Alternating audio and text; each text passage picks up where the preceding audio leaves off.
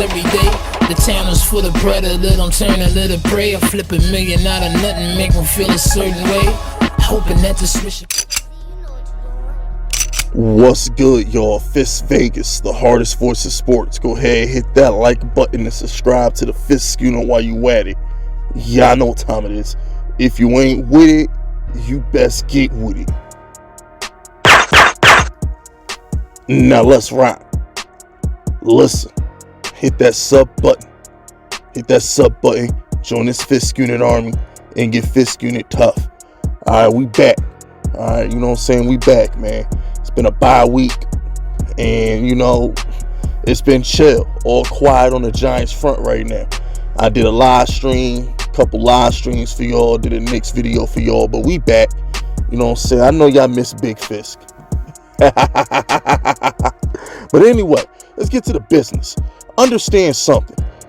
Y'all need to appreciate Daniel Jones. I'm tired of the Daniel Jones disrespect because he's not getting the credit he deserves when he deserves it. Now, everybody piled on Daniel Jones.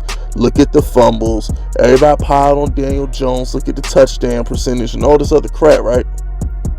What nobody want to talk about is how much better he is than Baker Mayfield. Don't nobody want to talk about how much better he was as a rookie than Trevor Lawrence. Don't nobody want to talk about stuff like that. Because Baker Mayfield, when Daniel Jones was drafted, he came out and said, how can the Giants draft a loser in the first round like that? I thought you were supposed to draft winners. Those were Baker words. Baker called Daniel Jones a loser. Those were Baker words. He was feeling himself. He was feeling real cocky. Look at him now. It's Baker's 4th year in the league. Y'all think he getting a second contract? Did y'all see how horrible he looked versus the Patriots on Sunday? Did y'all see that shit? This dude was looking like the worst of, I'm talking, this is Geno Smith. This is like Mark Sanchez butt fumble level trash that Baker Mayfield was versus the Patriots. And what makes it so bad, people, is Baker Mayfield and Daniel Jones are the polar opposites. Daniel Jones went to the worst team in the league. Do you understand the Giants have the worst record in football since the boat trip? The Cleveland Browns went 0-16 and still have a better winning percentage than us since 2017. The Jaguars, the Lions, all have better winning percentages than the Giants since that boat trip. Daniel Jones went to literally the worst franchise in football and has done nothing but keep us competitive since he's gotten here. Okay? He threw 24 touchdowns in 12 games his rookie season, throwing to Darius Slayton and Caden Smith because Tate was hurt, Shepard was hurt, Ingram was out for the season, Saquon Barkley was in and out the lineup with the high ankle sprain. Daniel Jones turned water into wine that rookie season. Alright? Trevor Lawrence, well, he sniffed with an extra game. I repeat, with an extra game.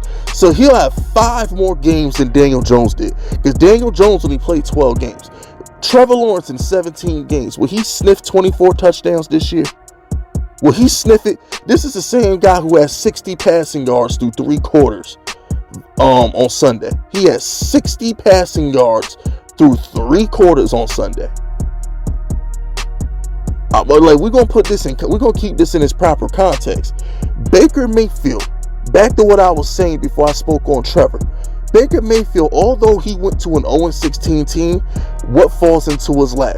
Odell Beckham Jr., Jarvis Landry, Nick Chubb, Kareem Hunt, the best offensive line in football, and a defense.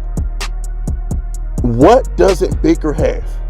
If you polled all Giants fans right now and you said, man, I wish Daniel Jones had that, Baker Mayfield has it. I wish Daniel Jones has that player, Baker has it. All the offensive linemen Giants dream about, Baker has them. Tight ends that can catch seam routes and shit, Baker has them. Wide receivers that can get open, Baker has them. I mean, shit, why he ain't producing? What goes overlooked with Daniel Jones is he has never looked pathetic. Like, Daniel Jones will leave you wanting more. I'll give you that. Daniel Jones might leave a Giants fan wanting more, but I've never looked at Daniel Jones and said, oh my gosh, we have no hope. I've never turned on a Giants game, looked at Daniel Jones and said, what the hell is that? Never done that. You know how many times Cleveland fans will turn on a game and say, what the hell is this?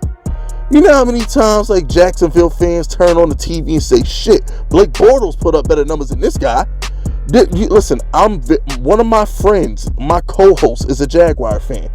He kind of misses Gardner Minshew. You know what I'm saying? So it's like, come on. Daniel Jones, Week 17, 2020, versus the Cowboys, with the division on the line, got that W. Anytime Daniel Jones wins a big game, nobody talks about it. And they say, yo, Fisk, Daniel Jones isn't clutch. Fisk, where's Daniel Jones' big-time plays in the clutch? I'm sorry, Evan Ingram dropped it. Oh, my bad, Darius Slayton dropped it. Oh, my bad, Adoree Jackson dropped the interception that would have won the game. You know what would have been the play of the game if the Giants beat the Falcons? Daniel Jones trucking a defensive tackle for a 2-point conversion. Daniel Jones' big plays seem to get wasted because his team can't do shit. So don't sit here and tell me that Daniel Jones isn't clutch when he literally was down 18 points at Tampa Bay, came back and won. He has a 5-touchdown overtime victory in Washington. Game-winning drives. Throwing lasers to Caden Smith and Saquon. Oh, and by the way, when Daniel Jones was completely healthy, when his offense was completely healthy, all right, he threw for 400 yards and beat the Saints in New Orleans. That's a top 5 defense. When Baker Mayfield has all his weapons, he can't even hit Odell on wide open post routes. Has Baker had a better game as a starter with all his weapons healthy than Daniel Jones had versus the Saints, down 10 points in the fourth quarter, throws for 400, wins in overtime? Can we point out the great in Daniel Jones, please? Instead of worrying about what Daniel Jones hasn't done, let's look at what he's done. For a guy who gets a lot of shit, Daniel Jones' resume, it don't look too bad. Down 10 points in the fourth quarter, overtime victory in New Orleans. 5-touchdown overtime game-winning drive in Washington. Down 18 points in the third quarter to Tampa Bay, came back and won that shit. I mean, he broke the Eagle curse. We hadn't beat Philly in years till Daniel Jones did. Bruh. Come on, man. Daniel Jones is better than Baker. He's better than Trevor.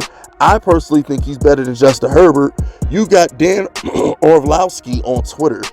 I'll say that for another video because I'm sure I'll be bored sometime next week. I'll say that for another video. But at the end of the day, people, appreciate what you have in Daniel Jones and stop crying about what you don't have. Imagine how good Danny's going to be when all his weapons is healthy. Imagine how good he's going to be next year when the offensive line is fixed. Because we're getting a right tackle next year, okay? Hell, we may even grab another guard while we at it. So, I just had to speak on that, man. The fall of Baker is kind of funny because he talked a lot of shit. He talked real greasy. And 3 years later, Daniel Jones is a better quarterback than him. And I think Browns fans would give us a first-round pick right now for Daniel Jones if they could. But anyway, that's it. That's all. Subscribe. And real quick, fuck this Mac Jones shit too. Somebody had the balls to say Mac Jones is better than Daniel. Listen, when Mac Jones throws a ball 30, 40 yards down the field on a rope, the way Daniel Jones does on a regular basis, come talk. That's it. That's all. Subscribe to the unit if you rocking with me. My name is Fisk Vegas, and I approve this message.